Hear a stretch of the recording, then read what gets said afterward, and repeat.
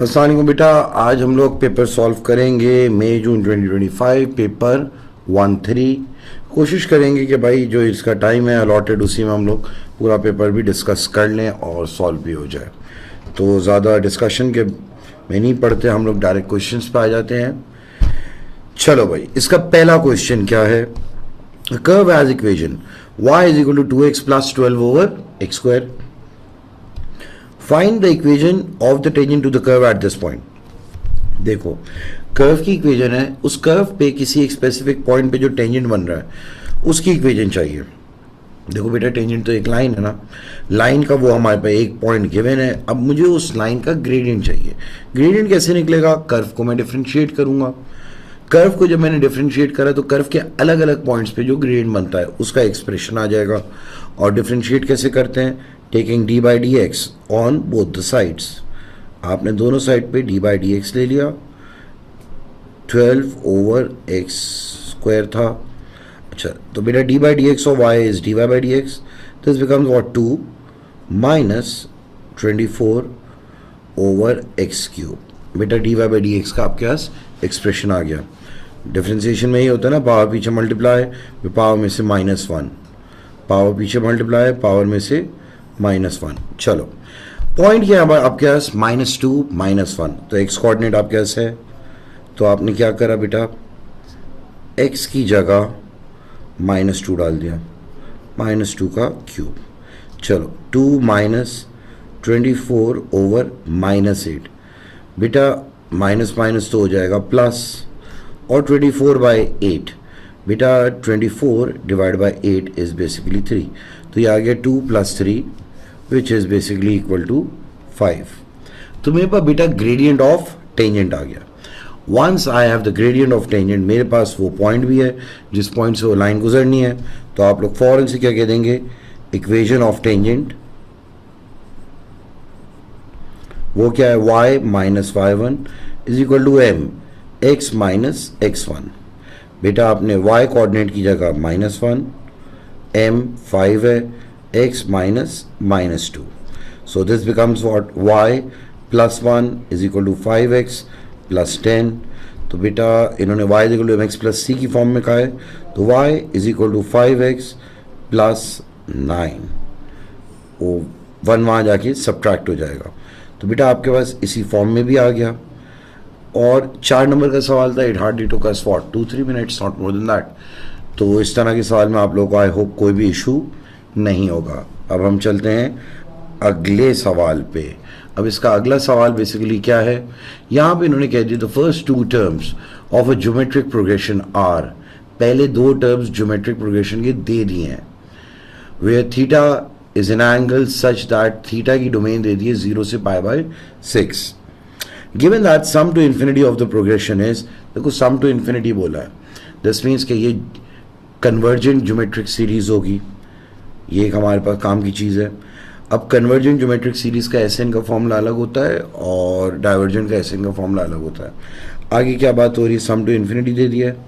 इन्होंने कहा value of theta निकालो, give your answer in the form sine inverse of के, के इज अ रैशनल नंबर। ठीक है, कोई मसला नहीं है। सबसे पहली बात तो बेटा once we have first 2 terms of a geometric progression, हम सीधा सीधा रेशियो निकाल सकते हैं second term over first term. तो बेटा ये बन जाएगा 2 साइन थीटा, हमारे पास रेशियो आ गया। अच्छा, अब बात हो रही है सम टू इन्फिनिटी की। सम टू इन्फिनिटी होता है a/1 minus r. Sum to infinity इन्होंने बता दिया 1/2 है। अच्छा, अब हम लोग करेंगे क्या?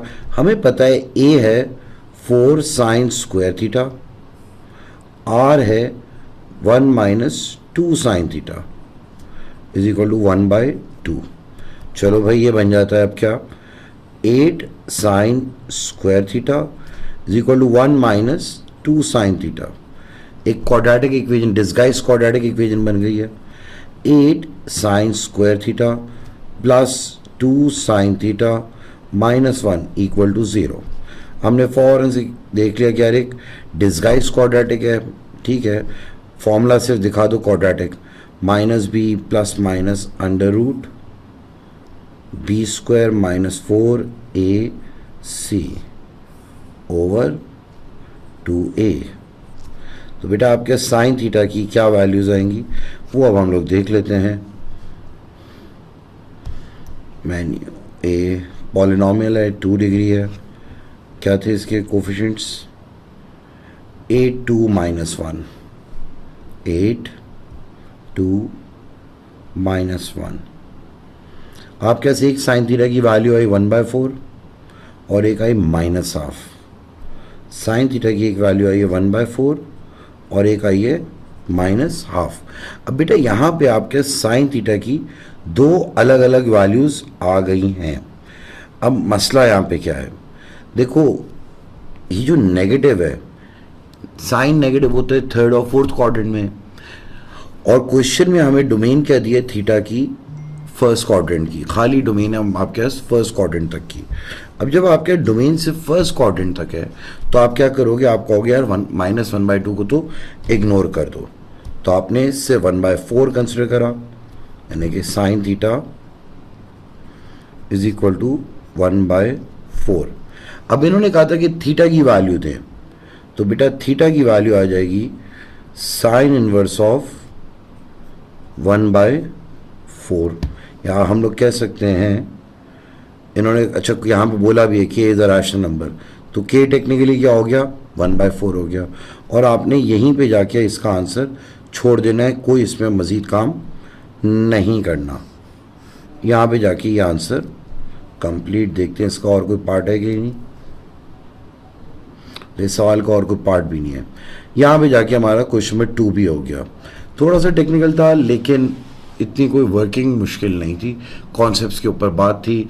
क्यों मैंने 1/2 को रिजेक्ट करा ये आप लोगों को पता होना चाहिए, क्योंकि वो फिर हम लोग थर्ड और फोर्थ क्वाड्रेंट में जा रहे हैं और क्वेश्चन में डोमेन 0 से π/6। यहाँ पे बच्चे ये गलती करते हैं कि 1/4 भी लिख देते हैं और -12 भी लिख देते हैं। अगर आप -12 लिख देंगे तो उससे बेटा पता है क्या होगा, अगर आपने -12 लिख दिया तो आपका एक नंबर ऑटोमेटिकली डिडक्ट हो जाएगा। तो चलते हैं अब हम नेक्स्ट क्वेश्चन की तरफ, और नेक्स्ट क्वेश्चन में हम लोग देखते हैं कि क्या कह रहे हैं। Question number 3। अब क्वेश्चन नंबर 3 में क्या हो रहा है, आपको एक इंटीग्रल दे दिया है, लिमिट्स दे दी हैं 3 से 1, एक्सप्रेशन भी दे दिया और बता दिया उसका आंसर है 12।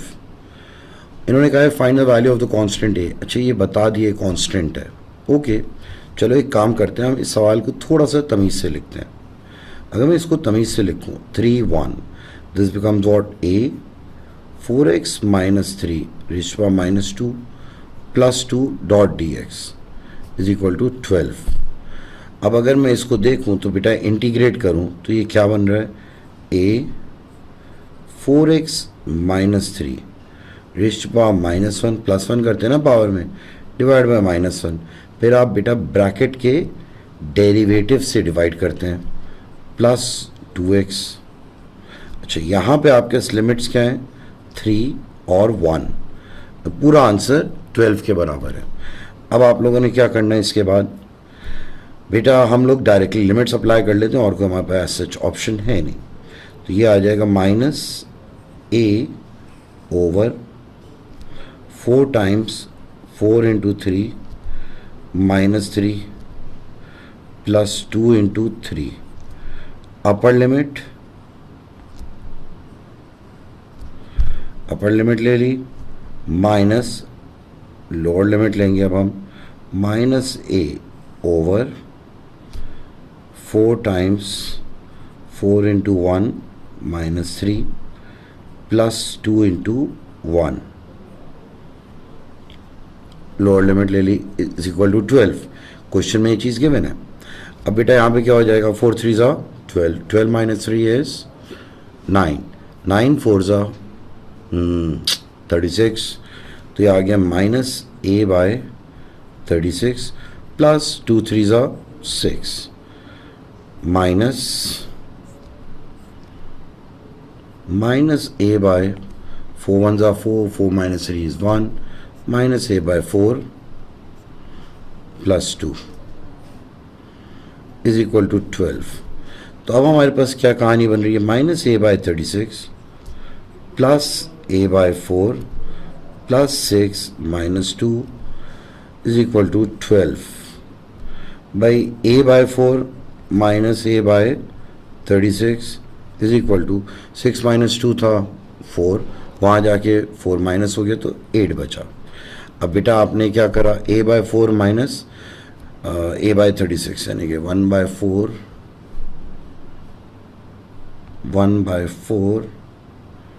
माइनस 1 बाय 36, 2 बाय 9 है, ये आ जाएगा क्या 2 by 9 a is equal to 8 and then a will be equal to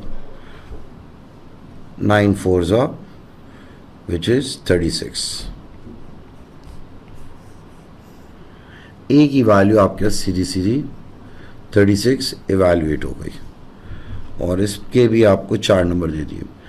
जब मैं एक चीज़ नोटिस कर रहा हूँ, ये जितने भी 2025 के सवाल आते हैं स्टार्टिंग के क्वेश्चंस सारे 3-3 4-4 नंबर के ही हैं और स्ट्रेट फॉरवर्ड हैं, ज़्यादा सोचने की उनमें कहानी है नहीं। चलो अब अगले क्वेश्चन पे आते हैं, क्वेश्चन नंबर 4। और क्वेश्चन नंबर 4 में आपके यहाँ से एक बायनॉमियल का सवाल है। Find the first 3 terms in the expansion of this in ascending powers of x। अगर पहले 3 टर्म चाहिए तो पूरे पूरे कैलकुलेट करो भाई, कोई मसला नहीं है। 2 की पावर 5 प्लस 5c1 2 की power 4 minus 3 by 2 x plus 5c2 2 की पावर 3 माइनस 3 बाई 2 x के ऊपर पावर 2। पहले 3 टर्म्स स्ट्रेट आ गए। 2 की पावर 5 इज 32 प्लस 5c1 5 2 की पावर 4 इज 16 और ये आ जाएगा minus 3 by 2 x। 5c2 is 10 2 की पावर 3 इज 8 3 का स्क्वायर 9 बाय 4 एक्स स्क्वायर। चलो जी कैंसिल कैंसिल, ये बचता है 8, कैंसिल कैंसिल 2। चलो अब यहाँ तक जब कहानी हो गई तो हमारे पहले 3 टर्म क्या आ रहे हैं, 32 minus 5 into 8 into 3 minus 120x plus 2 into 9 18 180 हो जाएगा इंटू 10 180 एक्स स्क्वायर। बेटा आपके पास स्ट्रेट 3 नंबर आ गए, इसमें कोई भी मसला नहीं है। इसका अगला part, use a answer to part A with suitable value of X to find an approximation for 1.985 raise to power 5। अब देखो बात पता है क्या है, 1.985 पे पावर क्या है 5 है। अब अगर मैं एक बात बोलूँ बेटा यहाँ पे भी इसमें भी एक्सप्रेशन में पावर क्या है 5 है, तो मैं क्या करूँगा कि मैं अगर इस पूरी चीज़ को 1.985 के बराबर रख दूँ तो मेरे पास x की वैल्यू आ जाएगी और वो x की वैल्यू में इस एक्सपेंशन में सब्स्टिट्यूट कर दूंगा। तो अब अगर मैं एक काम करूँ बेटा, ब्रैकेट के अंदर क्या लिखा होता है यहाँ पे 2 minus 3 by 2x 2 minus 3 by 2x is equal to 1.985। तो ये आ रहा है 3 by 2x is equal to 2 minus 1.985 which is 0.015 into 2 divide by 3, तो ये आ रहा है 1/100 विच इज 0.01। ठीक है भाई, अब हमारे पास x की वैल्यू क्या आ गई 0.01। हम एक काम कर सकते हैं, यही x की वैल्यू 0.01 डायरेक्टली यहाँ पे सब्स्टिट्यूट कर देंगे तो हमारे पास exact answer, exact approximate answer आ जाएगा। एग्जैक्ट तो नहीं आएगा लेकिन बहुत क्लोज होगा। चेक करते हैं अब हम लोग, 32 माइनस 120 x की जगह 0.01 प्लस 180 0.01 का स्क्वायर। बेटा 32 minus 120 into 0.01 which is 1.2, 0.01 square into 180 तो आ जाएगा 9/500 यानी कि प्लस 0.018। तो बेटा अब अगर मैं करूँ प्लस 32 माइनस 1.2 32 माइनस 1.2 प्लस 0.018, जैसे मैंने इसे सॉल्व करा तो मेरे पास जो आंसर आ रहा है वो आ रहा है 30.818, 30.818। इन्होंने कहा था विद सुटेबल, इन्होंने अप्रॉक्सीमेशन मांगी है, सही है। तो आपने 30.818 निकाला, लेकिन आप फाइनल आंसर लिखेंगे 30.8, क्योंकि आपने 3 सिग्निफिकेंट फिगर का ख्याल रखना है, सही है। चलो भाई, ये भी 3 नंबर आ गए। इसका अगला पार्ट, अच्छा अगला पार्ट कोई है ही नहीं, तो ये भी एक सिंपल सा बायनॉमियल का क्वेश्चन था। इसमें जो है हम लोग एक काम करते हैं, अगले सवाल पे अब आ जाते हैं। सॉल्व द इक्वेशन, ये एक आपके पास इक्वेशन दे दी है और अब डोमेन दिए -180 से 180। देखो -180 से 180 का क्या मतलब होता है कि भाई first quadrant alpha, second 180 minus alpha, fourth minus alpha, third -180 minus alpha. लेकिन ऐड शुगर टू कॉफ़ी, ये कांस्टेंट रहता है, विच मीन्स कि फर्स्ट क्वाड्रेंट में ऑल पॉजिटिव, दूसरे में साइन पॉजिटिव, तीसरे में टैन पॉजिटिव और चौथे में कॉस पॉजिटिव।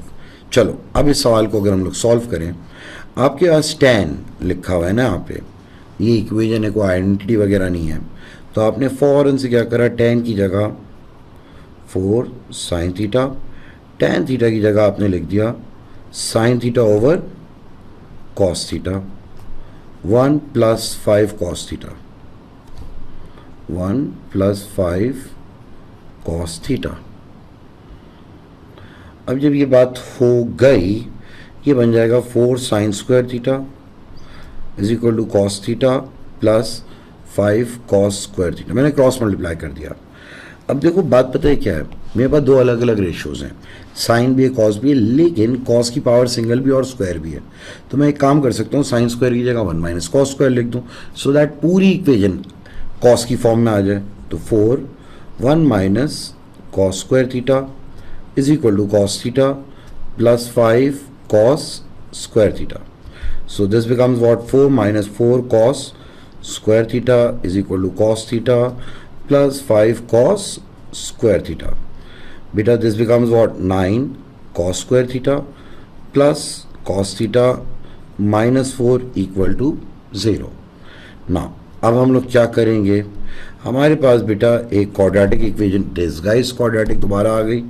मैं यूज़ ही क्या कर रहा हूँ, डायरेक्ट कैलकुलेटर यूज़ कर रहा होता हूँ, लेकिन मैं लाजमी फॉर्मूला दिखा देता हूँ, क्वाड्रेटिक फॉर्मूला b² - 4ac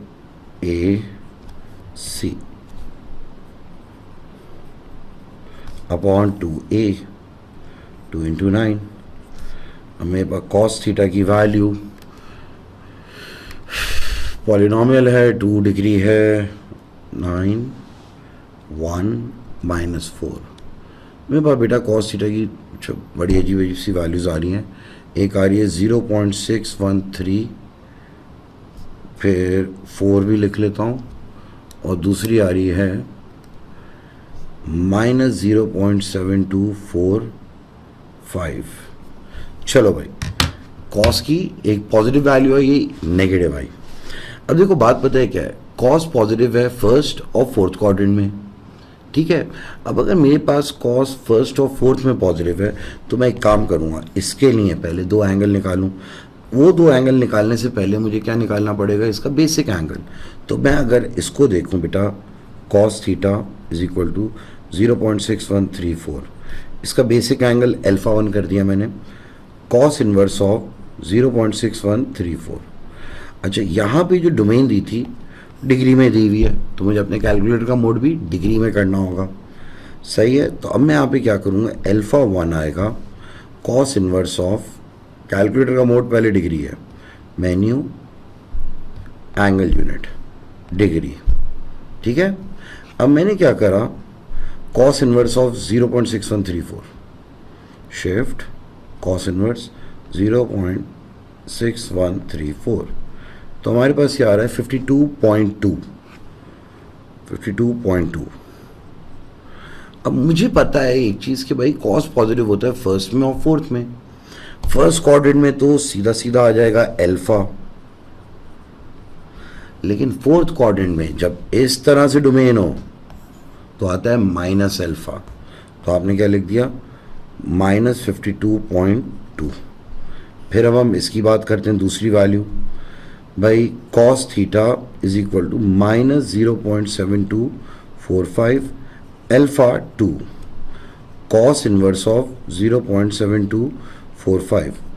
मुझे पता है कि बेटा अल्फा निकालते हुए which is the basic angle आप कभी नेगेटिव साइन इंक्लूड नहीं करते, तो आ रहा है 0.7245 shift cos inverse 0.7245 basic angle आया 43.6 बेसिक एंगल आ गया।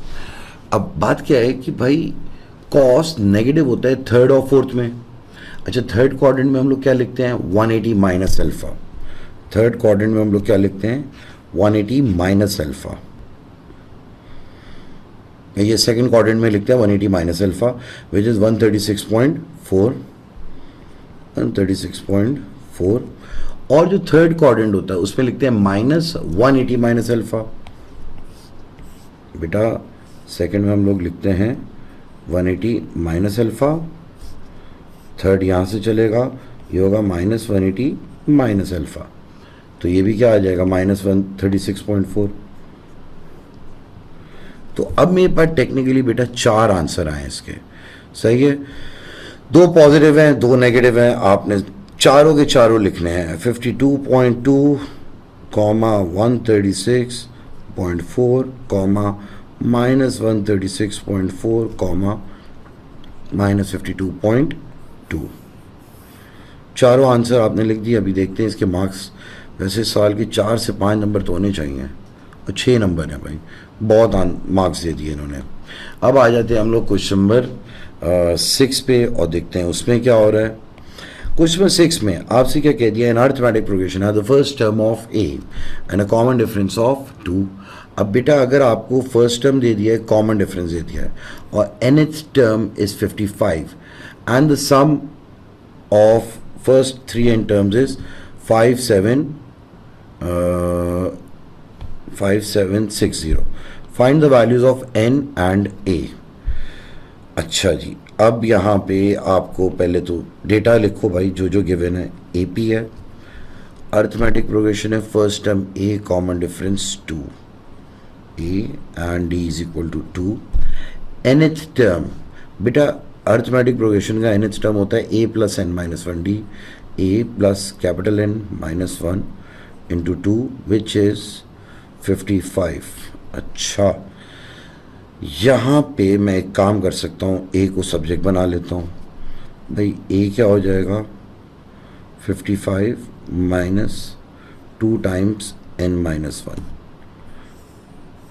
अच्छा फिर उन्होंने कह दिया in the sum of first 3 n terms.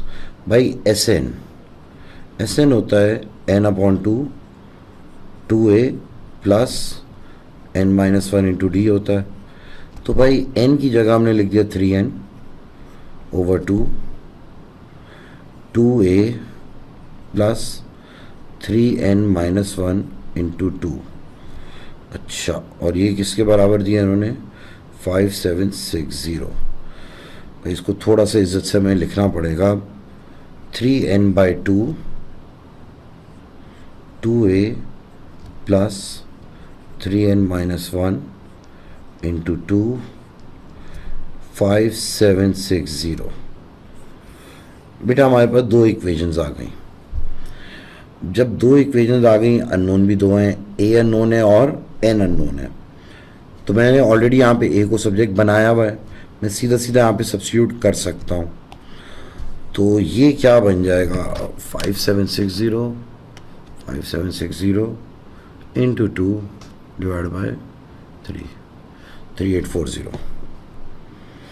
बेटा यहाँ पे n है, 2a की जगह 55 माइनस 2n माइनस 2 माइनस नहीं प्लस 2। ठीक है जी, ये आ गया plus 6n minus 2 is equal to 3840। भाई इसको सॉल्व करना है हमने। n 2 into 55 is 110 minus 4n plus 4 2a plus 6n minus 2 is equal to 3840। चलो भाई इसको सॉल्व करते हैं हम लोग। n 2n 110 plus 4 minus 2 which is 112 3840 2n square plus 112n minus 3840। अब जब हमारे पास एक ये क्वाड्रेटिक इक्वेशन बन जाएगी n की फॉर्म में, तो मैं इसको डेफिनेटली सॉल्व कर सकता हूँ। Minus b plus minus under root b square minus 4ac upon 2a। तो n क्या आ रहा है, क्वाड्रेटिक है भाई, polynomial 2 and that is 2 112 minus 3840।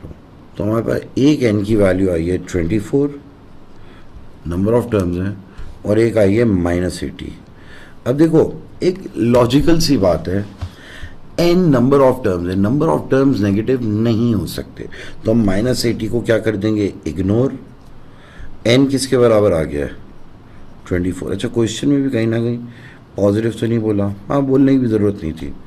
n आ गया आपके यहाँ सीधा सीधा 24, एक आंसर।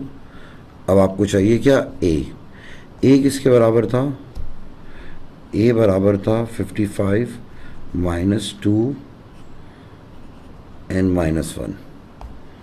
चलो भाई a क्या आ गया 55 माइनस 2 24 माइनस 1 23 2 इंटू 23। तो बेटा a आपके पास आ रहा है 2 इंटू 23 55 माइनस आंसर a आ गया आपके पास 9। अब आपके बेटा a की भी वैल्यू आ गई, n की भी वैल्यू आ गई है। सो टेक्निकली क्वेश्चन 6 भी आपका पूरा हो गया, और एज सच कोई इतना मुश्किल था नहीं। अब हम जो है इसके बाद अगले क्वेश्चन की तरफ मूव होते हैं। अब क्वेश्चन 7 में क्या हो रहा है, a curve is such that dy by dx is equal to this. ठीक है भाई, find the set of values of x for which y decreases as x increases.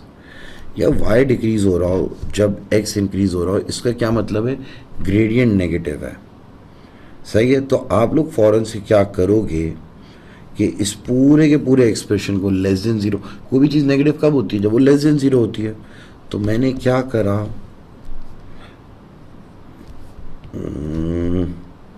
यानी कि आपने dy by dx को लेस देन ज़ीरो रखना है, this means कि 3x square plus 10x minus 8 को लेस देन ज़ीरो रख दिया। ठीक है, अब अगर मैंने इसको लेस देन ज़ीरो रखा, अब मैं देखता हूँ 3 8 24 का टेबल 12 2 भी होता है भाई, 12 2 तो मैं इसको फैक्टराइज कर सकता हूँ बड़े आराम से। यहाँ पे मैं चलो फैक्टराइज ही कर देता हूँ। ठीक है भाई, 3x square plus 12x minus 2x minus 8 less than zero.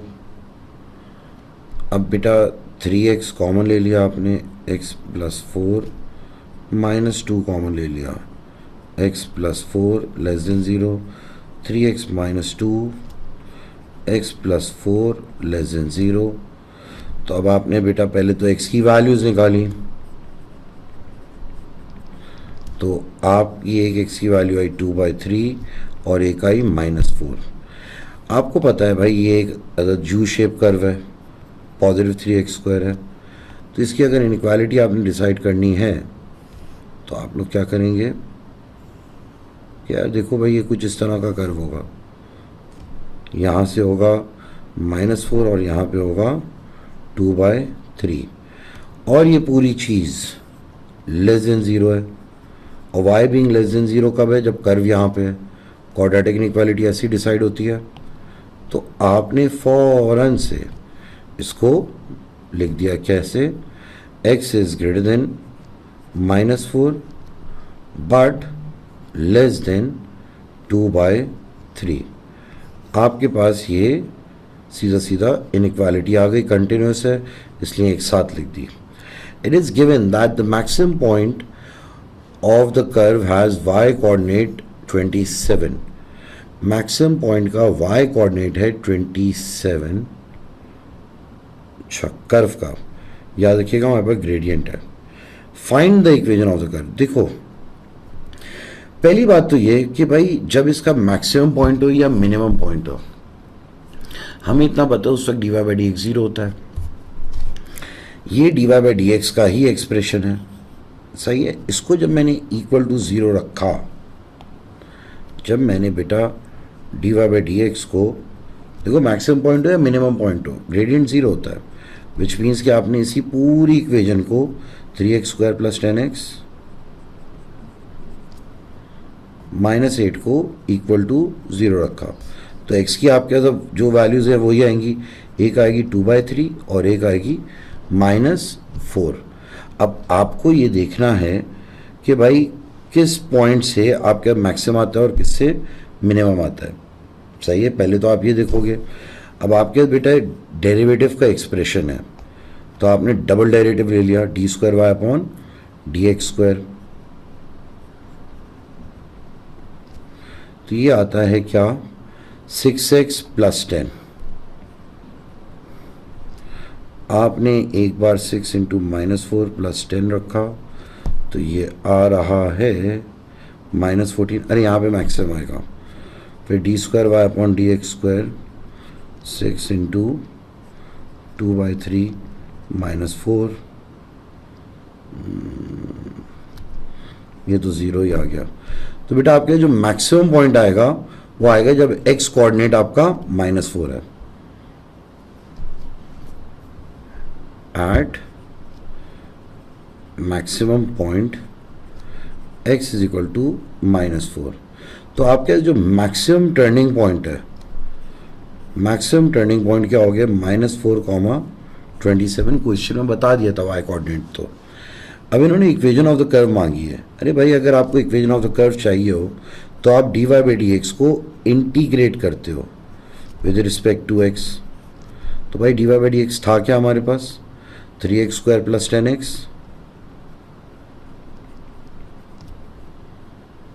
-8 dot dx। dx cut गया, d और इंटीग्रल कट गया, तो ये बन रहा है 3x³ + 10x² -8x + c। जन्नत जन्नत जन्नत ये 5 बच रहा है बेटा। आपके पास y is equal to x³ + 5x² -8x + c है। अब बेटा कोऑर्डिनेट्स क्या है, y coordinate is 27, x coordinate is -4, -8 -4 + c। तो बेटा ये आ गया 27, -4 का क्यूब इज -64 + 5 × 16 इज 80 + 8 4 32 + c। बेटा आपके सब c क्या आ जाएगा, 27 + 64 -80 -32, c आया आपके पास बेटा -21। जब आपके c आ गया, अब आपके इक्वेशन क्या बन जाएगी, y is equal to x³ + 5x² -8x -21। आपके पास बेटा इक्वेशन ऑफ द कर्व भी आ गई। और फिर उसके बाद चलो यहाँ पे जाके क्वेश्चन नंबर 7 भी एंड हो गया है। एंड आई होप इसमें आप में से किसी बच्चे को कोई इशू नहीं होगा। सो अब हम लोग चलते हैं बेटा क्वेश्चन नंबर 8 पे, और 8 में अब हम देखते हैं कि हो क्या रहा है। नज़र आ रहा है भाई सीधा सीधा सर्कुलर मेजर का सवाल है, लेकिन अब इसमें देखना है भाई हो क्या रहा है। आपके पास एक स्क्वायर दे दिया है 12 12, perfect. Point E and F lie on the sides BC and CD। E और F बता दिया है। ठीक है, respectively and such that B E is 1/3 of B C, B E is 1/3 of B C. ठीक है भाई, ये 1/3 है और ये 2/3 है। तो अगर ये आपके पास पूरी x है, सही है कि अगर ये पूरी 12 है, सही है, तो ये 1/3 है। 1/3 क्या हो गया बेटा, आपके पास 4 हो गई और ये 8 हो गई। And D F is 1/3 of D C, यहाँ पे भी यही वाली बात है, ये भी बेटा 4 हो गई और ये 8 हो गई। फिर उसके बाद the arcs E F is a part of a circle, ठीक है, विद सेंटर ए, यानी कि ये एक सेक्टर है। Okay, the shade region is bounded by the arc and the line segment E C and F C. ठीक है भाई, नज़र आ रहा है। Show that the angle E A F is this, correct to 4 significant figures. देखो अब बात पता है क्या है, हमें चाहिए ये एंगल। अब ये एंगल हम कैसे निकाल सकते हैं, बड़ी सिंपल सी लॉजिक है कि भाई ये पूरा होगा π/2, ये एंगल और ये एंगल, ये दोनों एंगल हमारे सेम होंगे, ठीक है, और π/2 में से माइनस कर दूंगा, क्योंकि देखो ये भी 4 है, इसका ये रहा 4, ये 12, ये 12, तो ये दोनों एंगल सेम ही आ रहे होंगे।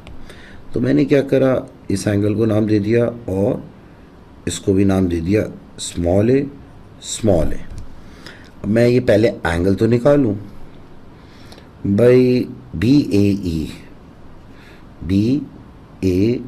ई is equal to D A F, इसको मैंने नाम दिया स्मॉल ए का, और ये हो जाएगा ऑपोजिट और एडजेसेंट।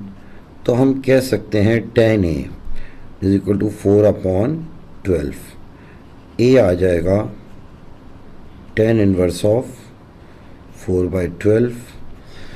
कैलकुलेटर का मोड आपने रेडियन में करा फौरन से, भैया मैं यहाँ पे करके दिखाऊंगा, shift menu angle unit radian, shift tan inverse 4/12, 4/12,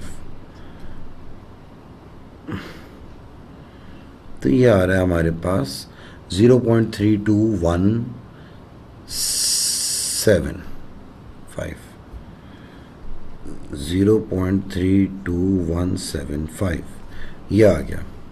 अच्छा, अब बात पता है क्या, हमारे पास जो ई ए एफ आना है, E A F will be equal to π/2 minus 2a, तो हो जाएगा π/2 माइनस 2 टाइम्स 0.32175। तो बेटा ई ए एफ यही आ जाएगा, इंटू 2 करूँगा पहले, मल्टीप्लाइड बाई 2, फिर हम करेंगे शिफ्ट π/2 माइनस आंसर 0.9273, 0.9273 आ रहा है रेडियंस। यहाँ पे हम लोग आ गए और ये सिंपल था, एज सच कोई मसला नहीं है। इसके बाद इन्होंने कहा है find the perimeter of the shade region. Now listen बेटा, if you need to find the perimeter, ये आर्क लेंथ है, आर्क लेंथ तो हम निकाल लेंगे भी कैसे, क्योंकि हमारे पास ये वाला जो एंगल आया वो है 0.9273, तो पेरीमीटर में हमारे पास S is equal to R theta. R कितना है इसका, अच्छा मज़े की बात मेरे पास आर तो नहीं है, आर भी चाहिए भाई मुझे, तो ए ई की लेंथ चाहिए। तो अगर मुझे ए ई की लेंथ चाहिए, ए ई की length will be equal to under root of, बेटा ये है ना रेडियस इसका, ये 4 है, ये 12 है, तो हम इसे कर सकते हैं 12 का स्क्वायर प्लस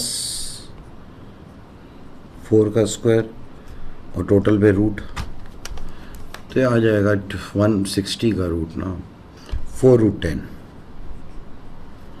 4√10 आ गया।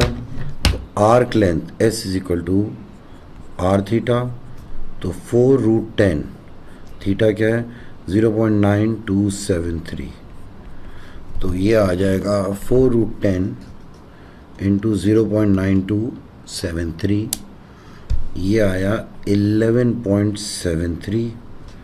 तो बेटा अगर हम पेरीमीटर की बात करेंगे, एक तो आर्क लेंथ आएगी +8 आएगा। देखो ना बेटा, पेरीमीटर में आपके पास ये आर्क लेंथ आ गई, ये 8 आ गया और ये 8 आ गया, सही है। तो ये क्या बन गया आपके पास 11.73 + 16, तो ये आ रहा है 27.73।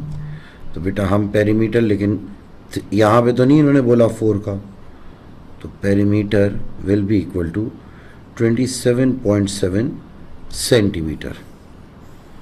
पेरीमीटर आ गया आपके पास स्ट्रेट, कोई मसला नहीं होगा आप में से किसी भी बच्चे को। अब इसके बाद इन्होंने कह दिया एरिया निकालो ऑफ द शेडेड रीजन। अब अगर मैं एरिया की बात करूं, I know this for a fact कि भाई हम यहाँ पे इस पूरे फिगर का एरिया निकाल सकते हैं, स्क्वायर है ना भाई, 12 × 12। मैं इस सेक्टर का भी एरिया निकाल सकता हूँ, ये जो सेक्टर है हमारा। फिर मैं इन दोनों ट्राइंगल्स का भी एरिया निकाल सकता हूँ, राइट एंगल है, और माइनस कर दूंगा। अगर ये एरिया ये एरिया ये एरिया तीनों को ऐड करा और माइनस कर दिया स्क्वायर से, शेड एरिया आ जाएगा। तो पहले मैं निकालता हूँ area of sector AEF। Area of sector AEF half r²θ, half 4√10 का स्क्वायर, थीटा क्या था 0.9273। तो भाई ये क्या बन रहा है 160 to 0.9273 into 0.5, ये आया है 74.18। फिर एरिया ऑफ ट्राइंगल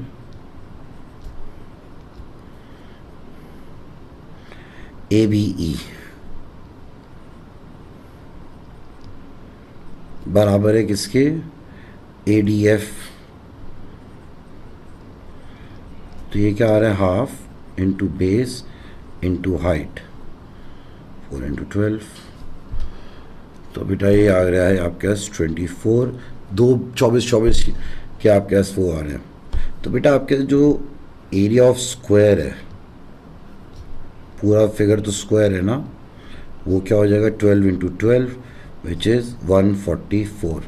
तो शेडेड एरिया क्या आ गया 144 माइनस 24 + 24, दोनों छोटे triangle, plus area of sector 144 minus 24 + 24 plus 74.18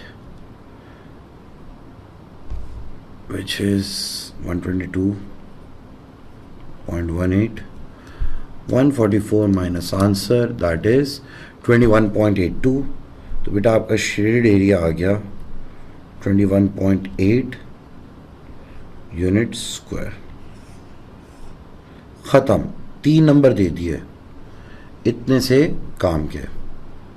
चलो अब हम लोग बेटा इसके बाद क्वेश्चन नंबर 9 पे आ सकते हैं। So let's move on to question number 9।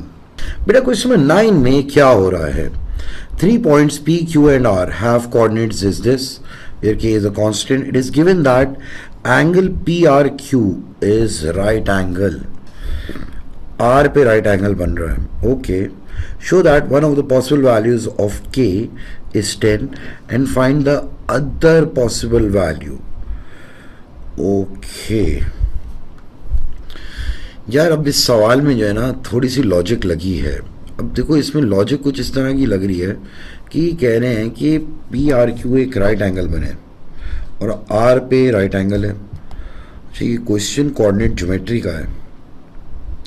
आओ देखते हैं बेटा, जब भी ऐसा कोई सवाल आए ना तो आप पहले तो स्केचिंग कर लो ताकि आप लोगों का थोड़ा सा दिमाग हो कि देखो हमारे पास कुछ कहानी ऐसी आ रही है, एक -13 और 5 वैल्यू है, p क्या है -13, 5, फिर r क्या है 5 और 1, ऑब्वियसली 5 आगे होगा लेकिन 1 यहाँ है, मैंने कह दिया 1 थोड़ा सा पीछे है, q 5, 1, r का जो x कोऑर्डिनेट है वो 2 है, r का अगर x कोऑर्डिनेट 2 है तो ऑब्वियसली यहाँ कहीं होगा, इस पूरी लाइन पे r कहीं होगा। अब मुझे कुछ ऐसा करना है कि r पे हमारे पास राइट एंगल बने। भाई ऑब्वियसली अगर मुझे r पे राइट एंगल चाहिए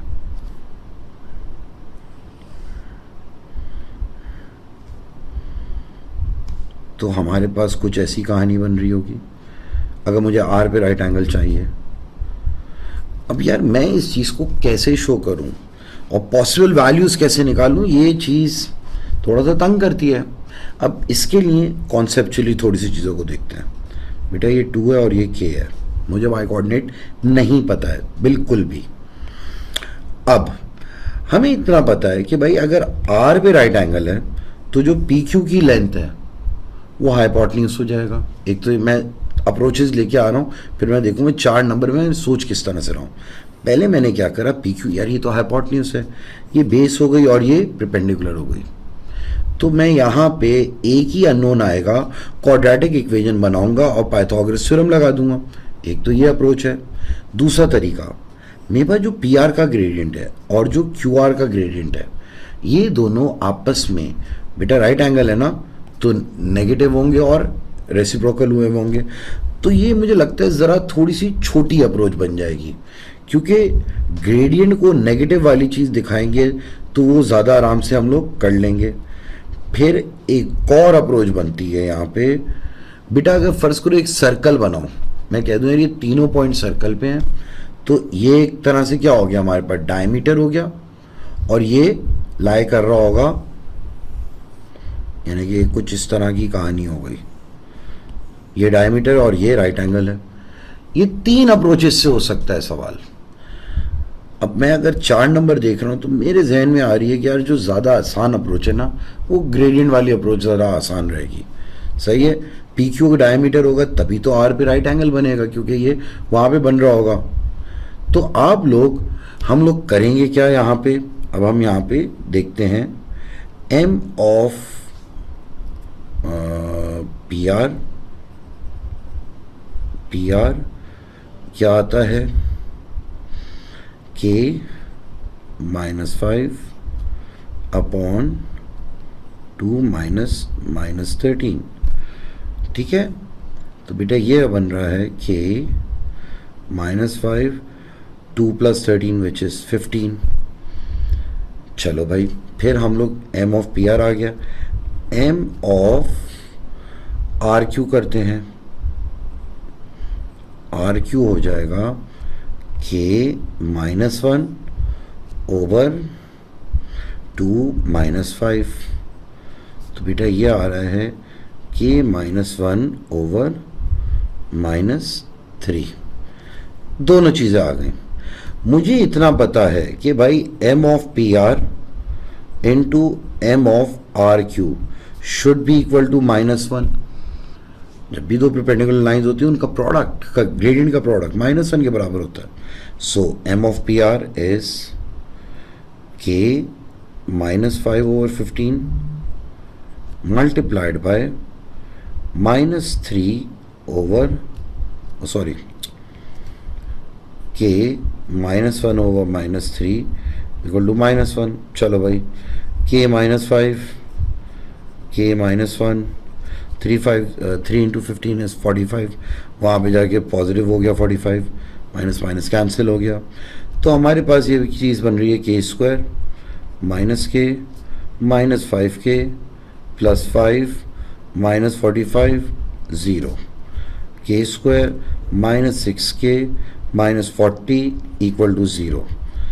तो बेटा अब आपने फिर वही वाली बात, भाई वैसे तो मैं ये आराम से कर सकता था, लेकिन मैं फिर वही वाली बात क्वाड्रेटिक फार्मूला यहाँ पे यूज़ कर रहा हूँ। मैं पता है सिर्फ क्वाड्रेटिक फार्मूला कब नहीं यूज़ करते, जब क्वाड्रेटिक इनइक्वालिटी होती है, वरना मैं हमेशा क्वाड्रेटिक फार्मूला यूज़ कर रहा होता हूँ। Minus B under root plus minus B square minus 4ac upon 2a। लेकिन मैं ये शो लाजमी करना है, तो बेटा ये आपके पास जब आपने करा मेन्यू है पॉलिनॉमियल 2 1 माइनस 6 माइनस 40, तो बेटा आपके एक वैल्यू आई है 10 और एक वैल्यू आई है माइनस 4। तो बेटा के की एक वैल्यू आपके सीधी सीधी 10 आ गई। यही आपने शो करना था क्वेश्चन में, और कोई काम या प्रूफ करना था ना, प्रूफ कर दिया। फिर मैं देखता हूँ सवाल में इन्होंने मांगा क्या, भाई फिर से देख लो। Show that one of the possible values of K is 10 and find the other possible value. K की वैल्यू आपने एक तो 10 शो कर दी और एक -4 है, इसके साथ आंसर लिख दिया। चलो जी, अब इसके बाद क्या हो रहा है हमें, it is now given that k is equal to 10, a circle passes through the points P Q R. अब क्वेश्चन में बेटा बता दिया है सर्कल गुजर ही कहाँ से रहा है, पी क्यू आर से। Find the equation of the tangent to the circle at R, give your answer in this form. Perfect है बेटा। देखो आपके पास सर्कल है पी क्यू आर, हम लोगों ने पहले ही डिसाइड कर लिया था पी है -13 और 5। मैं कह रहा हूँ भाई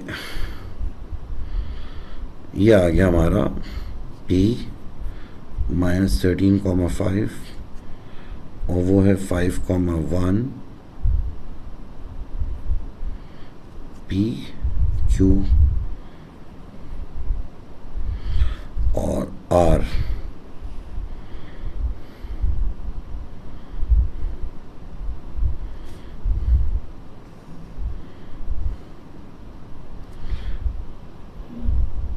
और ये हमारा क्या आया था बेटा, ये आया था हमारा 2,10। चलो भाई ये हमारे पास कहानी आ गई है। अब इन्होंने क्या कहा है, equation of the tangent to the curve at R. Equation of tangent चाहिए मुझे एट आर ना, तो मैं एक काम करता हूँ, थोड़ी सी बेटा इसको इज्जत दे देते हैं।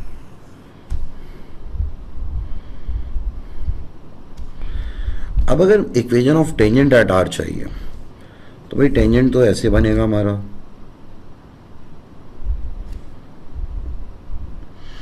अब बात क्या है, सेंटर हमारे पास, मुझे पता राइट एंगल है ना, तब डायमीटर से गुजर रहा है तभी तो राइट एंगल होगा, इसका मिड पॉइंट सेंटर होगा। तो मैं एक काम करता हूँ, mid point of P Q, mid point of P Q will be -13 + 5 upon 2, 5 + 1 upon 2। तो बेटा ये -13 + 5 डिवाइड बाई 2 इज -4 और 5 + 1 6 डिवाइड बाई 2 इज 3। भाई ये आ गया C -4,3। अब बेटा पता है बात क्या है, जो सी आर होगा टेंजेंट है ना आर पे, तो ये भी एक राइट एंगल बनेगा टेंजेंट के साथ। तो मैं अब ग्रेडियंट ऑफ सी आर निकाल सकता हूँ।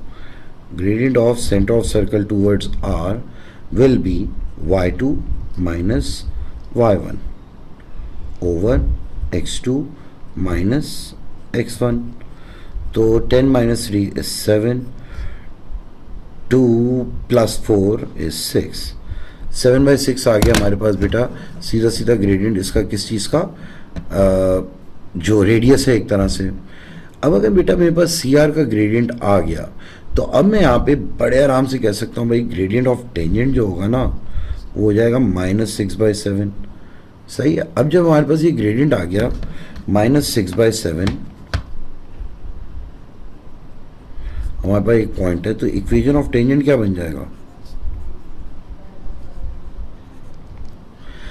अब इक्वेशन ऑफ टेंजेंट बनेगा y - y1 m x - x1। तो बेटा ये क्या बन गया, 7y minus 70 minus 6x plus 12। तो बेटा ये आपके पास आ रहा है 7y plus 6x is equal to, नहीं इधर लिखना है, माइनस आपके पास 82 इज इक्वल टू 0। तो आपके पास बेटा ये पूरी की पूरी इक्वेशन फॉर्म हो जाएगी बड़े आराम से। और 7y प्लस 6y माइनस 82, इन्होंने पहले ax लिखा है, तो पहले आप x वाला लिखे हैं बेटा। इस चीज़ का थोड़ा सा ख्याल कर लेना, वैसे इस पे मार्क्स नहीं काटते, लेकिन ऐसे लिख लें, आपका पूरे का पूरा आंसर आ गया। इसका अगला पार्ट देखते हैं अगर है कोई तो। अच्छा, अगला पार्ट नहीं है, यहाँ पे जाके हमारा क्वेश्चन नंबर 9 भी ख़त्म हो गया। अब हम चलते हैं बेटा क्वेश्चन नंबर 10 की तरफ। सो बेटा क्वेश्चन नंबर 10 में अब हमारे पास क्या हो रहा है कि यहाँ पे हमारे पास एक इक्वेशन ऑफ अ कर्व दे दिया है, ठीक है, और इक्वेशन ऑफ अ कर्व कुछ रेसिप्रोकेटिव फॉर्म में है।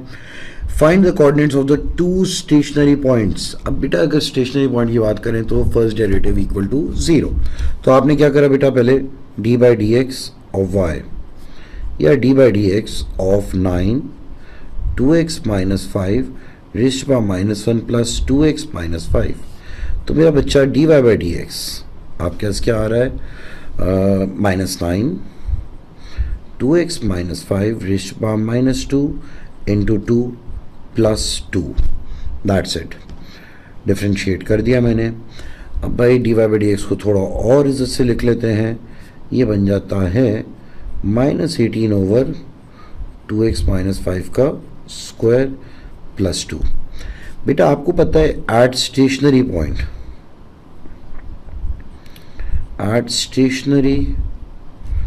Point D Y by D X is equal to 0। बेटा स्टेशनरी पॉइंट पे इसका ग्रेडियंट होता है 0, तो आपने क्या करा, minus 18 over 2x minus 5 whole square plus 2 equal to 0 रखा, और फिर ये आपके पास आ जाएगा 18 over 2x minus 5 whole square is equal to 2। अरे भाई ये अब क्या आ जाएगा आपके पास, 4x square minus 2 2 4 4 5 20x plus 25 is equal to 9। सही है। अब ये बन रहा है 4x square minus 20x plus 25 minus 9 16 0। फिर वही वाली बात है बेटा, x minus b plus minus under root B square minus 4ac upon 2a। तो x क्या आ रहा है आपके पास, मेन्यू ए पॉलिनोमियल 2, ये आ गया बेटा 4 माइनस 20 और 16। तो बेटा आपके पास ये वैल्यू आ रही है, एक x की 4 आ रही है और आपके पास एक आ रही है 1। बेटा आपके दो अलग अलग x कोऑर्डिनेट्स आ गए। क्वेश्चन में इन्होंने कोऑर्डिनेट्स ऑफ स्टेशनरी पॉइंट मांगे हैं, यानी कि y कोऑर्डिनेट भी मांगे हैं भाई।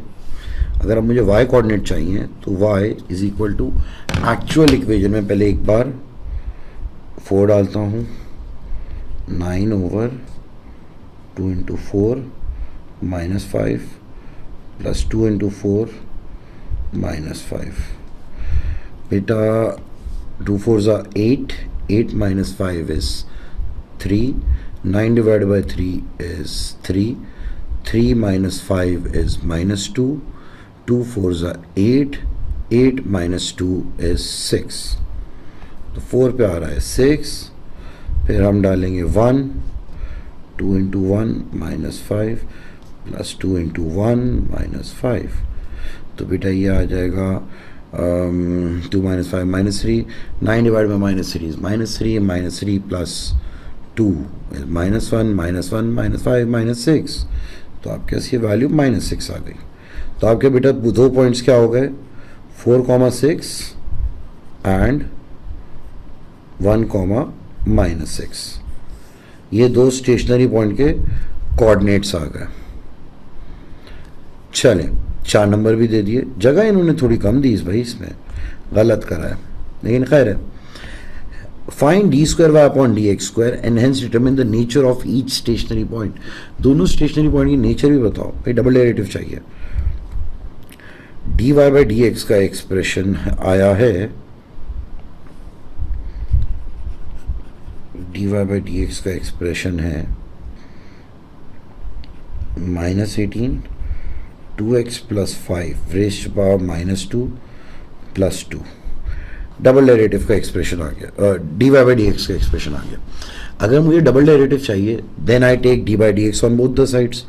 दोबारा से डी बाई डी एक्स ले लिया भाई, तो ये क्या बन जाता है, D square Y upon D x square equal to by -18 into -2 2x plus 5 रिश्वा -3 मज़ीद 2 से मल्टीप्लाई हो गया। तो बेटा हमारे पास और प्लस 2 है, 2 का तो बेटा डेरिवेटिव 0 हो गया। तो आपके पास D square Y upon D x square 18 into 4, 18 multiplied by 4 is 72 upon 2x plus 5 raise to power 3। अब बेटा यहाँ पे आपको दोनों एक्स कोऑर्डिनेट्स डालना है।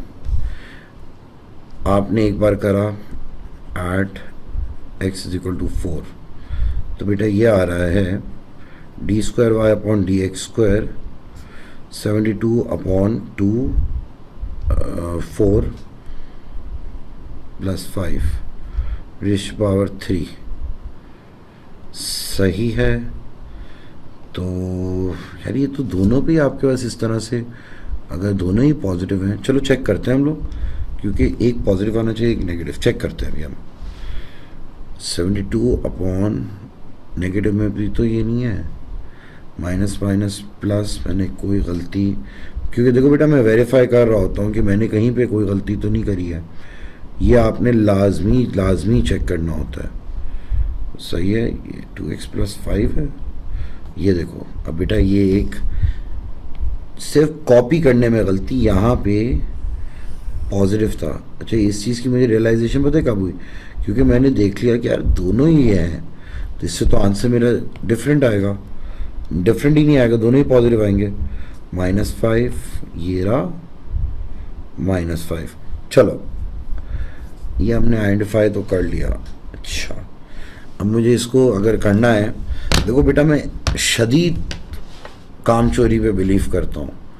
कैलकुलेटर मेरा बड़ा काम का है भाई, आप लोग भी कैलकुलेटर को इफ़ेक्टिवली यूज़ करो। इक्वेशन क्या है भाई, हमारे पास ये रही इक्वेशन 72 ओवर 2x माइनस 5, ये 72 divide by bracket 2x minus 5, और इस पे पूरे पे क्या है, क्यूब है। ये बटन कैलकुलेट का दबा दिया। अब ये पूछ रहा है यार क्या वैल्यू डालूं, आपने डाली पहले 4। जैसे मैंने 4 डाली ये खुद ही आंसर दे देगा, +8/3। यहाँ पे इसने क्या दे दिया आंसर, +8/3। अब मैं क्या करूँगा, at x is equal to 1, तो बेटा d square Y upon D x square 72 over 2 into 1 -5 का क्यूब।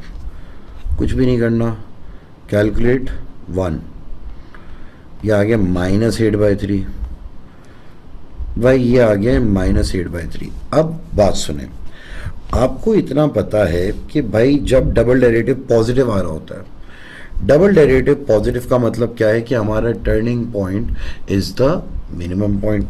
डबल डेरिवेटिव नेगेटिव का क्या मतलब है, turning point is the maximum point. 4 पे मिनिमम आ रहा है तो 4,6 मिनिमम पॉइंट हमारा क्या हो जाएगा, 4,6। मैक्सिमम पॉइंट हमारा क्या हो जाएगा, 1,-6। अब बेटा आपके पास ये पूरे पॉइंट्स भी आ गए, आंसर, दैट्स इट। अब हम लोगों को इसका और कोई पार्ट, इसका अगला पार्ट क्या कह रहा है, the curve C is transform to the curve C1 using a translation of -3 and 7। अब इन्होंने क्या कह दिया है, ये जो कर्व C है ना, ये ट्रांसफॉर्म हुआ है कर्व C1 में ट्रांसलेशन मैट्रिक्स देती है -3 और 7। अब बेटा -3 और 7 का क्या मतलब है कि हॉरिजॉन्टली 3 यूनिट टूवर्ड्स लेफ्ट गया है, वर्टिकली 7 यूनिट ऊपर गया है, और फिर followed by a reflection in the x axis. अब जब रिफ्लेक्शन होती है बेटा एक्स एक्सिस में, तो आप पूरी इक्वेशन को मल्टीप्लाई बाय -1 करते हो। अच्छा, लेकिन इन्होंने बात क्या कही है, सिर्फ कोऑर्डिनेट्स ऑफ C1 बता दो, यानी कि मैक्सिमम पॉइंट के। अच्छा, ये मैक्सिमम पॉइंट C1। अब एक बात सुनो, ये भी बड़ी प्यारी चीज़ है, जो बेटा पहले मिनिमम था, क्योंकि रिफ्लेक्शन हुई है ना इन एक्स एक्सिस, तो जो पहले पॉइंट मिनिमम था वो रिफ्लेक्ट होने के बाद मैक्सिमम हो जाएगा। ये चीज़ आपको थोड़ी सी खुद से सोचनी होगी। तो आपके पास पहले जो मिनिमम पॉइंट था वो क्या था, 4 6, सही है। देखो आपके पास बेटा 2 पॉइंट्स हैं, मैं अगर आप लोग बोलते हैं तो मैं दोनों को साथ साथ, 4 6 था एक पॉइंट हमारा, और एक था हमारा 1 और -6, 1 और -6, 1 और -6 था हमारा मैक्स, और ये था मिनिमम। अब मुझे पता है यार यहाँ पे रिफ्लेक्शन हुई है इन एक्स एक्सिस, तो मिनिमम मैक्सिमम बना होगा, मैक्सिमम मिनिमम बना होगा। बट अगर कोई बच्चा कहता है यार सर ये बात मुझे समझ नहीं आ रही है, आपने घबराना नहीं है, दोनों पे काम करके देख लो, खुद पता चल जाएगा। देखो अब यहाँ पे क्या हो रहा है, 4 6 है ना बेटा, तो अब आप लोग फौरन से क्या बात कहेंगे, भाई 4 में 3 यूनिट पीछे गए, 4 में 3 यूनिट पीछे गए, 4 से अगर मैं 3 यूनिट पीछे जाऊँ तो ये क्या बन जाता है, 1, 3 यूनिट पीछे गया तो ये हो गया 1, और फिर 7 यूनिट ऊपर गया, 6 से मैं 7 यूनिट ऊपर गया, सही है। अगर मैं 6 से 7 यूनिट ऊपर गया हूं तो 6 + 7 हमारा हो जाता है 6 + 7 क्या हो गया मुझे, 13, 1,13। अच्छा, अब पता है बात क्या है, कि हमें अब थोड़ा सा समझना होगा। ये आ गया 1,13। अब एक चीज़ और आप लोग ज़रा समझो, भाई जब मैं इसे रिफ्लेक्ट करूँगा in X axis, reflection in X axis का क्या मतलब है, 113 जहाँ है, रिफ्लेक्ट होने के बाद ये यहाँ आ जाएगा, तो ये हो जाएगा 1,-13। ये आ गया हमारे पास क्या, मैक्सिमम पॉइंट। ये मेरा आंसर है, सही है। क्योंकि देखो रिफ्लेक्शन हो रही है ना। अब कोई बच्चा आता है कहता है कि सर ये अगर मैक्सिमम के हिसाब से आप देखें, अरे भाई अगर ये है हमारा पॉइंट तो इसको भी ज़्यादा देख लेते हैं ना यार हम लोग। तो भाई ये 3 यूनिट में जब पीछे गया तो ये हो जाएगा -2 और -6 + 7, -6 + 7 ये हो जाएगा 1। इसको अगर मैं रिफ्लेक्ट करूँगा तो भाई -2 1 है ना, रिफ्लेक्ट होने के बाद ये क्या बन जाएगा, तो हो जाएगा बेटा -2 -1, सही है। तो हमारे पास अभी भी याद रखना, इससे हमें पता चल रहा है कि मिनिमम रिफ्लेक्ट होने के बाद मैक्सिमम पॉइंट बन जाएगा, क्योंकि रिफ्लेक्शन इन एक्स एक्सिस हुई थी। फिर उसके बाद इन्होंने कहा है find the equation of C1 in this form. अच्छा, पूरी इक्वेशन लिखो भाई। अब देखो -3 है ना, 3 यूनिट पीछे गया है, तो आप +3 लिखते हैं x की जगह, x + 3। मैं पूरी इक्वेशन बेटा एक बार कॉपी कर लूँ, y = 9/2x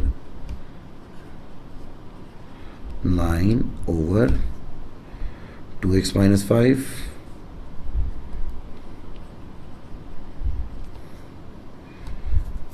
+ 2x - 5।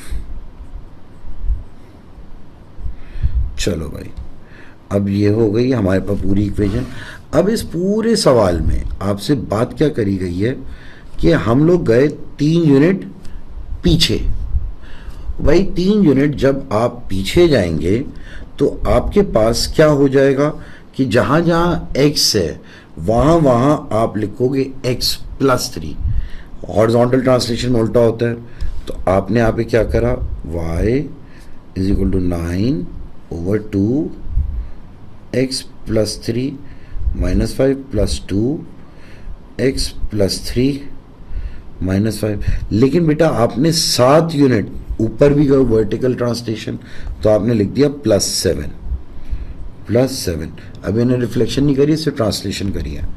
अब अगर मैं इसको ट्रांसलेशन को देखूं तो ये बन जाता है y is equal to 9/2x plus 6 minus 5 plus 2x plus 6 minus 5 plus 7 plus 2। भाई अभी ट्रांसलेटेड तो पहले देख लें, 9/2x plus 1 plus 2x plus 8। अब ये आ गई हमारे पास ट्रांसलेशन के बाद इन्होंने कहा रिफ्लेक्शन हुई इन एक्स एक्सिस। जब भी आप किसी चीज को रिफ्लेक्ट करते हो इन एक्स एक्सिस तो आप पूरी की पूरी इक्वेशन को मल्टीप्लाई बाय नेगेटिव साइन कर देते हो। 9/2x plus 1 plus 2x plus 8, पूरी इक्वेशन को मैंने माइनस साइन से मल्टीप्लाई कर दिया। सही है। तो अब जो मेरे पास आंसर आ जाएगा वो आ रहा होगा y is equal to -2x minus 8 minus 9/2x plus 1। और यहाँ पे जाके आपने आंसर को छोड़ दिया। अब देखते हैं इसका और कोई पार्ट है कि नहीं। बस फिर तो अब हमारा अगला सवाल है। अच्छा, बच्चे एक चीज़ में लाजमी कंफ्यूज होते हैं कि यार सर आपने यहाँ पे मिनिमम क्यों लिया। अरे भाई मैंने यहाँ पे मिनिमम इसलिए लिया क्योंकि जब भी मिनिमम पॉइंट होगा वो रिफ्लेक्ट होने के बाद एक्स एक्सिस से बाद में हमेशा मैक्सिमम की तरफ जाएगा। ये चीज़ अपने जहन में आप लोग बिठा लें। बाकी इस पूरे साल में मुझे ऐसा कोई पार्ट मुश्किल नहीं लगा है। और अब हम लोग जो है अगले सवाल की तरफ मूव होने की कोशिश करते हैं। सो क्वेश्चन नंबर 11 में भाई अब हो क्या रहा है, आपसे कह दिया the function f is defined by f of x is equal to x² plus 4ax plus a। एक क्वाड्रेटिक इक्वेशन है, यू शेप कर्व है, लेकिन ऑल रियल वैल्यूज है। Okay, where a is a constant. The function g is such that g inverse cubic है भाई, ठीक है, लेकिन ये भी एग्जिस्ट कर रहा है for all real values. Given that the range of f is f of x is greater than or equal to -33, ठीक है। Find the possible values of A. यार ये इसकी रेंज देती है ना, रेंज। अब बेटा एक चीज़ हम जानते हैं कि हम क्या इसे completing the whole square form में नहीं लिख सकते। डेफिनेटली लिख सकते हैं बेटा। Completing the whole square form में मैं अगर इसे लिखने जाऊँ तो मैं इसको कैसे लिखूँगा, x² plus 4ax plus a p times x minus h whole square plus k। ऐसे a होता है ना, मैंने p कर दिया। तो बेटा ये बन गया यार x² plus 4ax plus a is equal to px² minus 2phx plus ph² plus k। चलो भाई x² is equal to px², p तो आ गया 1। फिर उसके बाद 4ax, x को कंपेयर कर रहे हैं हम, माइनस 2phx, x कैंसिल, बेटा 4a माइनस 2p1 है, h है, तो बेटा h क्या है आपके पास, -2a, h आ गया -2a। Completing the whole square form में असल में मैं लिख रहा हूँ। फिर कांस्टेंट क्या है, a है, p1 है, h की जगह -2a का स्क्वायर प्लस k है, तो a will be equal to 4a square plus k। तो बेटा k आ रहा है आपके पास a माइनस 4a स्क्वायर। तो अब पता है मेरी जो इक्वेशन बन गई है f ऑफ x की, f ऑफ x मेरा बन गया है 1x plus 2a plus a minus 4a square. यहाँ तक हमें चीज़ें पूरे तरीके से क्लियर है। अब मुझे पता है यहाँ पे जो टर्निंग पॉइंट होगा, यू शेप कर्व है, turning point will be -2a and a minus 4a square. यही होता है बेटा। अब इन्होंने क्या कह दिया है, यू शेप कर्व है and it is greater than और इक्वल टू -33, यानी कि इसका जो बेटा फॉर ऑल रियल वैल्यूज है ना, तो भाई इसका जो मिनिमम पॉइंट है ना वो क्या है, -33 है वाई कोऑर्डिनेट, एक्स कुछ भी हो, और वाई कोऑर्डिनेट क्या हमारा a-4a² है। तो मैंने बड़े आराम से क्या करा, a-4a² को इक्वल रख दिया किसके, -33 के। ये हो जाएगा 4a² minus a-33 equal to 0। अब बेटा मैं यहाँ पे a निकाल सकता हूँ, -1 -b plus minus b² -4ac upon 2a। बेटा हमारे पास a की वैल्यूज़ क्या आई हैं, क्वाड्रेटिक है, मेन्यू a पॉलिनोमियल डिग्री 4 -1 -33। तो बेटा हमारे पास a की एक वैल्यू आ रही है 3 और एक आ रही है -11/4। 3 -11/4। क्वेश्चन में क्या मांगा है, पॉसिबल वैल्यूज ऑफ ए। हमारे पास दोनों पॉसिबल वैल्यूज ऑफ ए आ गई, 4 नंबर दे दिए इन्होंने इसके, मुश्किल नहीं है। Given instead that FGG0 is equal to 96, find the value of A. अब बेटा यहाँ पे पता है क्या हो रहा है, FGG0। अब मुझे क्या करना पड़ेगा, थोड़ा सा अजीब सा काम है। पहले तो मुझे g ऑफ x चाहिए होगा, 6 नंबर दिया, अच्छा ये आखिरी है, सही वर्किंग मार्क्स सही दिए इन्होंने। फिर भाई g inverse of x is cube root of 2x - 4।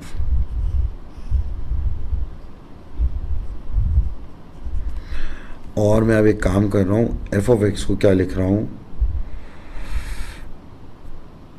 यार, f ऑफ x को ऐसे ही छोड़ देता हूँ, f of x is equal to x² + 4ax plus a, जो कि बराबर था, दोनों ही फॉर्म लिख देते हैं, x + 2a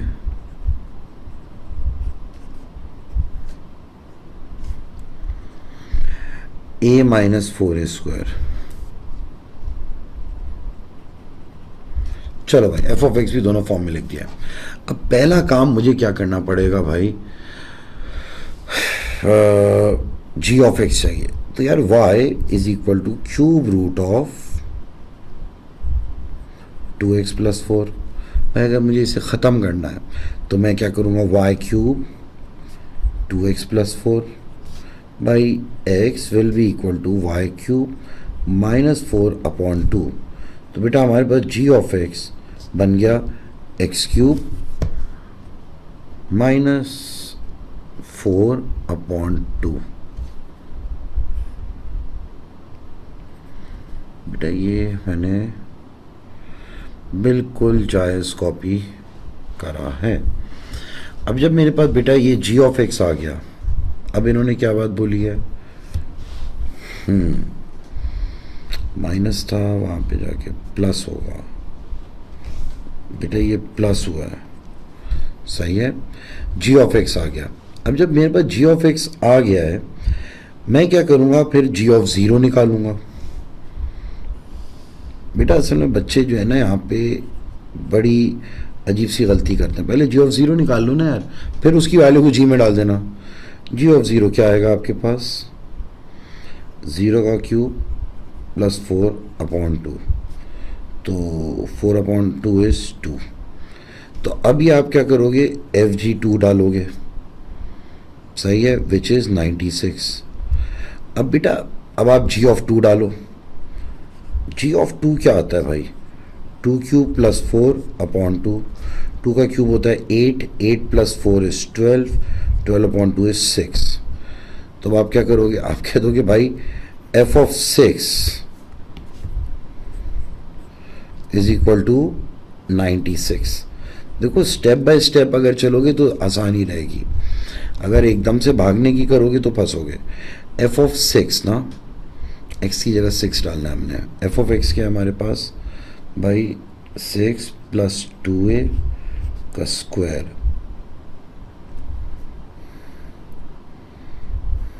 plus a minus 4a square is equal to 96। अब ये क्या बन जाएगा बेटा हमारे पास एक और quadratic equation 36 plus 2 into 2 into 6 24a plus 4a square plus a minus 4a square is equal to 96।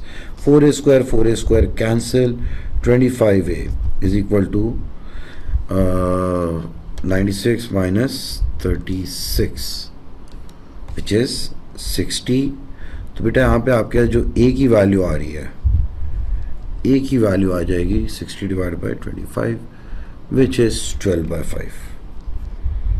बेटा यहाँ पे a आ गया स्ट्रेट फॉरवर्ड, कोई ऐसा जिसपे मसला नहीं हुआ। मैं फिर से रिकॉल कर देता हूँ भाई, सवाल में क्या कहा था F G G 0 is equal to 96 ना। आपने पहले जी ऑफ 0 निकालना है। जी ऑफ 0 के लिए पहले जी इनवर्स था, आपने जी ऑफ एक्स निकाल लिया। जब जी ऑफ एक्स निकाल लिया तो आप इस पे 0 डाला तो जी ऑफ 0 आ गई क्या वैल्यू 2। तो ये एफ जी ऑफ 0 था ना, अब जी ऑफ 0 तो 2 आ गया। फिर आप निकालोगे एफ जी 2, तो अब आप पहले निकाल लिया आपने जी ऑफ 2। जी ऑफ 2 क्या आया 6। जब ये चीज़ 6 आ गई फिर आपने एफ ऑफ 6 निकाल लिया। एफ ऑफ 6 को बराबर रख दिया 96 के। एक सिंपल इक्वेशन बनी, क्वाड्रेटिक भी नहीं बनी, ए की वैल्यू आ गई, इसका आंसर आ गया। 6 नंबर दिए हैं। मेरी नज़र में बेटा ये पेपर बिल्कुल भी मुश्किल नहीं था, स्ट्रेट फॉरवर्ड था और आप लोग ये आराम से कर सकते थे। हाँ, पिछला क्वेश्चन में थोड़ी सी लॉजिकल चीज़ यहाँ पे थोड़ी सी लॉजिकल पिछला सवाल तो और ये था, बाकी तो आई गेस ये पेपर में आपके पूरे नंबर आ जाने चाहिए। आई एम श्योर मेरे भी अभी इस पूरे पेपर में पूरे ही नंबर आए होंगे, बाद में मैं चेक कर लूँगा। लेकिन अब के लिए यहाँ पे हम रुक जाते हैं। टिल देन कल अब मैं अगला पेपर कराऊँगा, अक्टूबर नवंबर 2025 का पेपर 1 कराऊँगा मैं। ठीक है, चलें बस फिर तब तक के लिए अल्लाह हाफिज़ बेटा।